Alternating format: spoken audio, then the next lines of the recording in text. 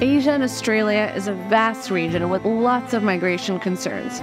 From the Rohingya crisis to Afghanistan to climate change, we'll be taking a closer look at this very complex region. The Think Table is a digital magazine that takes one issue in immigration a month in the United States and takes a deeper look. But right now, we're focusing on migration around the world, and we're partnering with the Migration Policy Institute to take a look at different regions every month. To dive deeper into Asia and Australia's multifaceted migration landscape, we're sitting down with Andrew Seeley of the Migration Policy Institute.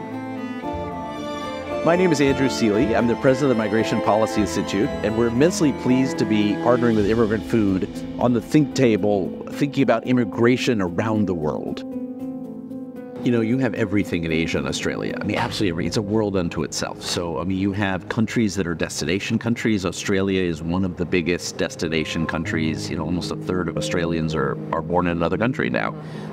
Phenomenal. You have countries like Korea and Japan and Taiwan that are now at a demographic point where they need workers and they're trying to figure it out, and they're, you know, attractive places for migrants to go.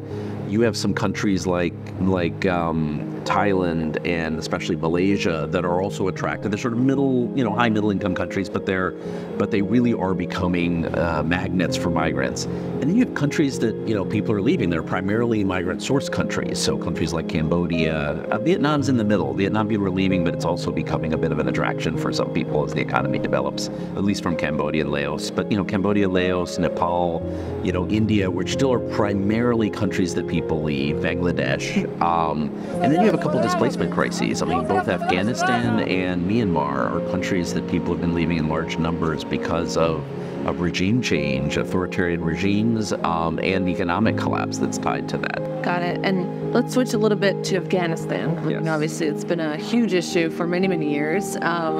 Give us a sense of what's happening now in sort of the broader context. I mean, there was a huge international effort to get people out when the Taliban takeover took place, and tens of thousands of people did get out, you know, to the United States, to Canada, to Australia, to parts of Europe.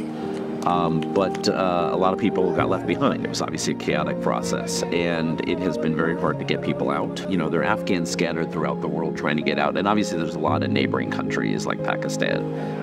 The international community has been trying to figure out how to get people out from Afghanistan, particularly people with close ties to some of the governments that were supporting prior to the Taliban takeover. The refugee crisis have dominated coverage. You know, give us a sense of how that might develop, what's going on.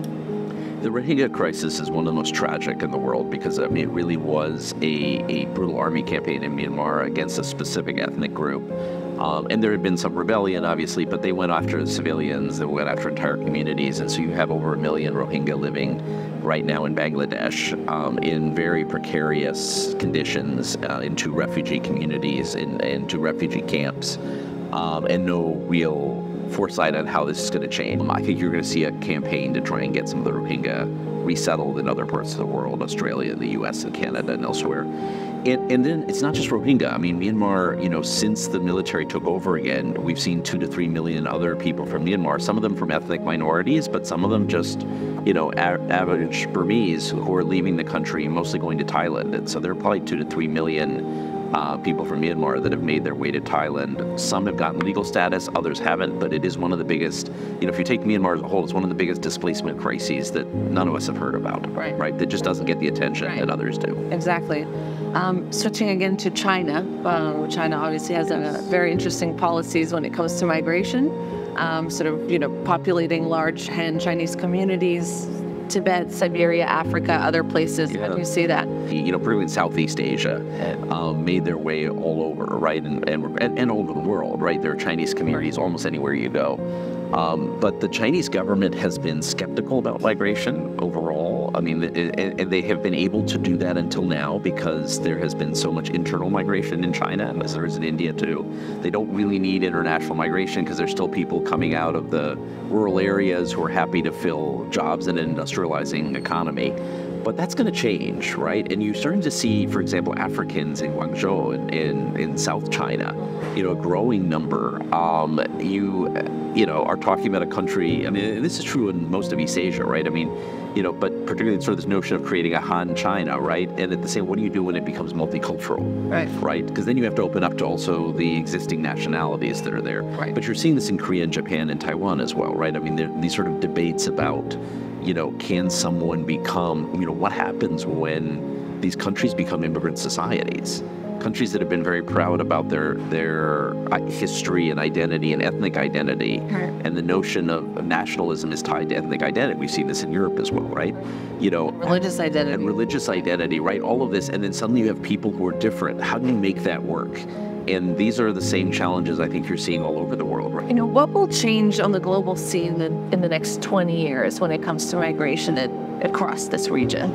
I think you're going to see some countries that have real immigration needs for their labor markets. That's certainly true now. I mean, Japan and Korea are actually looking at changing their immigration policies because they know that they need migrant workers, and they're going to need to be able to give some sort of permanence to people that are there. They're trying to figure out how they do that. I think you're going to see China eventually get there as well and have to figure out their migration policies.